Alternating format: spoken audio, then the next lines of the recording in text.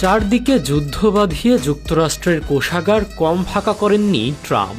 পরিস্থিতি এখন এমন পর্যায়ে পৌঁছেছে যে পরাক্রমশালী আমেরিকা নিজেদের ঋণ মেটাতে সাধারণ মানুষের পকেটের দিকেই তাকিয়ে আছে।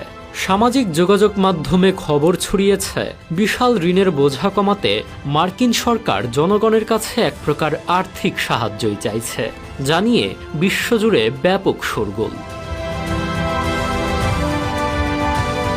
তবে পর্দার পেছনের আসল ঘটনা হলো মার্কিন ট্রেজারি বিভাগ তাদের ৬৪ বছরের পুরনো সরকারি অনুদান কর্মসূচিতে আধুনিক ভেনমো এবং পেপাল মাধ্যম যুক্ত করেছে।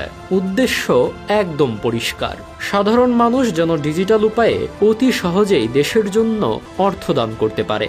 অনুদান নেওয়ার এই পদ্ধতি সহজ করার পেছনে রয়েছে এক ভয়ঙ্কর গাণিতিক হিসাব। বর্তমানে যুক্তরাষ্ট্রের ঘাড়ে চেপে আছে প্রায় $৩৯ ট্রিলিয়ন পাহাড় সম জাতীয় ঋণ। অর্থনৈতিক চাপ এতটাই মারাত্মক যে মোট বাজেটের প্রায় ১৭% চলে যাচ্ছে কেবল এই বিশাল ঋণের সুদ মেটাতে। তার উপর সাম্প্রতিক ইরান সংঘাতের প্রথম কয়েক সপ্তাহেই কোষাগার থেকে উড়ে গেছে অতিরিক্ত $১২ বিলিয়ন।